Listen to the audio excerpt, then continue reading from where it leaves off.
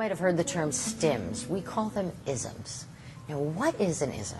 An ism is, and you've probably seen your child do this, it's something your child does repetitiously, exclusively. That means they just do it for their own enjoyment and to the exclusion of everything else. This might be things like your child flapping their hands, your child walking on their toes, making certain sounds, flipping pages in a book. It might be some children take little matchbox cars and just spin the wheels or line things up or put things in patterns.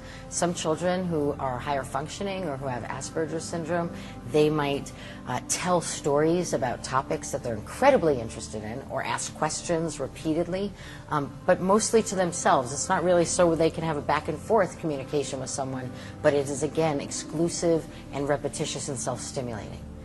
We have a very unique way of dealing with that. Let's look at your standard therapeutic approach to that. That would be that these are behaviors that aren't okay and that we have to try and stop the child from doing them. And that's a way that we're going to get the child to be more interactive. Now, if you have a child who's diagnosed with autism or on the autism spectrum, you've tried that and it doesn't work. It can work momentarily when you take their ism toy away from them, but invariably they come back to it or they find something else, and the result is not an engaged human being.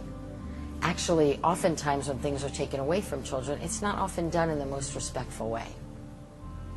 What we're really focusing on is creating a really engaged social relationship between you and your child, or between ourselves and the child that we're working with. That's why we take a really different and I think exciting approach. And that is, we actually join in with these behaviors. We see the behavior as a doorway to creating a relationship. Let me describe to you now exactly what joining is. What it is it's doing exactly what your child is doing and doing it with them. So the first thing you want to do is actually just take a moment and look at your child. Actually observe what they're doing. Let's say your child's flipping a book. Just sit and look at them. Do they flip 5 pages and then stop? Do they flip the whole book and then turn it over and flip it again? Just observe so you can really see what they're doing. Then place yourself about 2 or 3 feet away. If your child has a book, you're going to get a book. You're going to sit there with them and you're going to endeavor to do exactly what your child is doing. And you're going to think of it as joining in with their game. And their game is flipping a book. So now you're going to flip the book with them. And you're going to think of it sort of as tandem dancing. So you're going to look, can I synchronize my way of playing with this so that it's the same way that my child is doing it? So you're going to flip the book and they're going to flip the book. And you're going to do that with them. And I would do that for at least 15 minutes. If your child's lining up blocks, you're going to get your own blocks. You're going to line them up. You're going to put your block down at the same rhythm and the same pacing as your child is putting their block down. If your child's walking in a pattern, you're going to walk in a pattern. If your child's saying a phrase over and over again, you're going to say that phrase.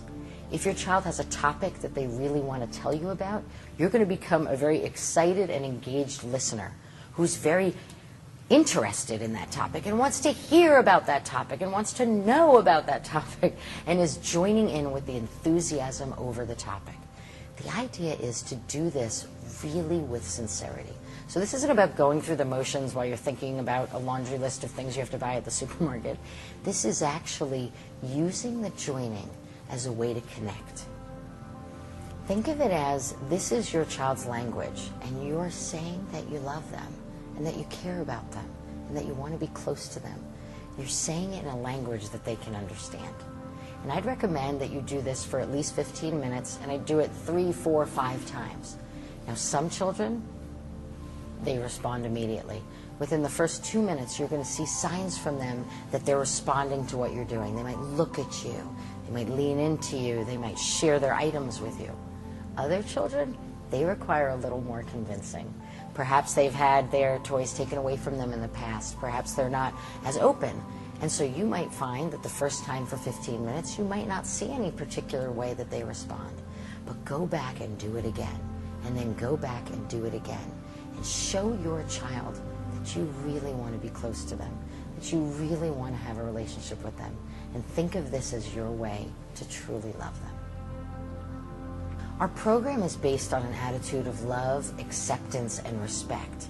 And that's why, rather than trying to force a child to conform to a world that they don't understand or that doesn't make sense to them, we endeavor to go with them, to be really respectful and caring. And so what we do is we actually see the ism, the repetitious behavior, as a doorway to expressing our warmth, our care, and our love. And actually as a way to build a relationship and to build a connection. And so what we do is we actually venture to go into a child's world, to actually be with them where they are if they don't feel quite ready to be with us where we are. And through joining, we're able to build a connection. And once there is a connection, then we can really invite a child to be engaged with us. So in effect, they show us the way in, and then we show them the way